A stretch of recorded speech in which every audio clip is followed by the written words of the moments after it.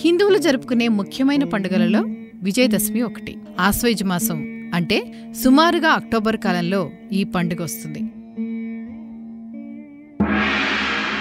చెడు మీద మంచి సాధించిన విజయానికి చిహ్నంగా ఈ పండుగను విజయదశమి అని పిలుస్తారు.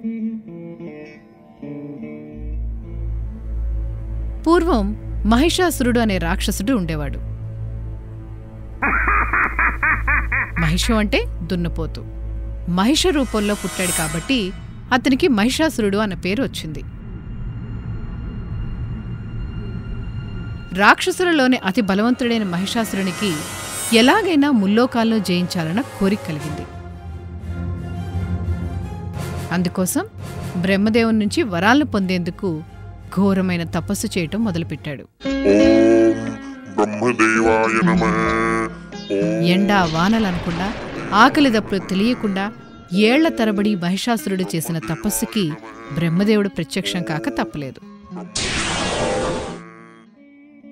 ఈ ప్రపంచంలోని ఏ పురుషుడి చేతిలోనూ నాకు చావు ఉండకూడదు అని కోరుకున్నాడు మహిషాసురుడు. ఎందుకంటే ఆడవారు ఎలాగూ తనని ఓడించలేరని అతని నమ్మకం. బ్రహ్మదేవుని వరాన్ని పొందిన మహిషాసురుడు ముల్లోకాల మీద పడి ప్రజలను పీడించసాగాడు.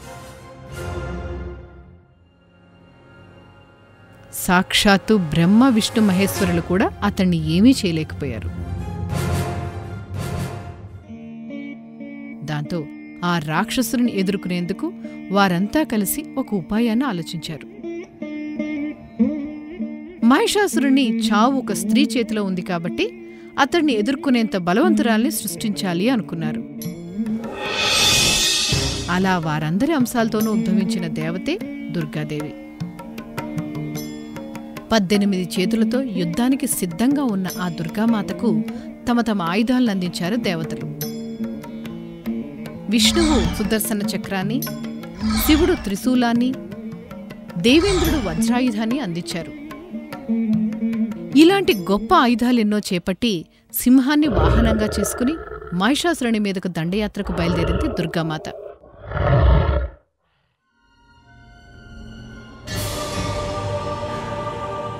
మరి మహిషాసురుడు తక్కువవాడా?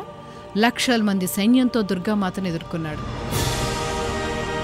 తానే స్వయంగా ఒక్కోసారి సింహంలాగా, మరోసారి ఏనుగులాగా, చివరికి దున్నపోతులాగా మారుతూ దుర్గాదేవితో పోరాడాడు.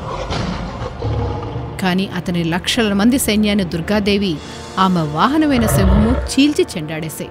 అలా 9 రోజులు భీకరంగా పోరాడిన తర్వాత మహిషాసురుని సంహరించింది దుర్గాదేవి. ఆ సందర్భంగా దేవతలంతా సంబరాలు జరుపుకున్నారు.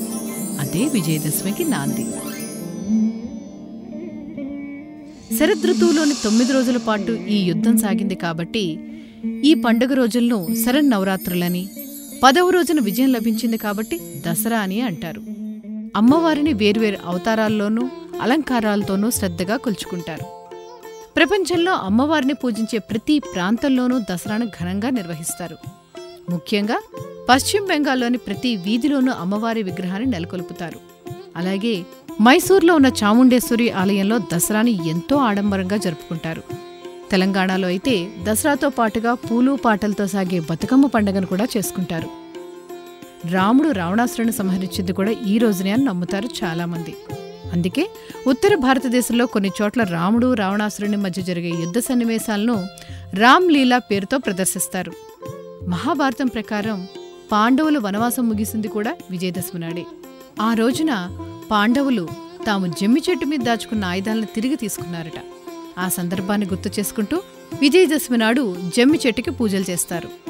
ఇంతకీ దేవతలు రాక్షసులు మనలో కూడా ఉన్నారు తెలుసా?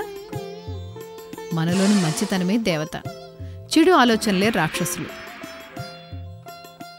ఆ చెడు కలిగించే ప్రలోభాల నుంచి బయటపడితే అదే విజయదశమి.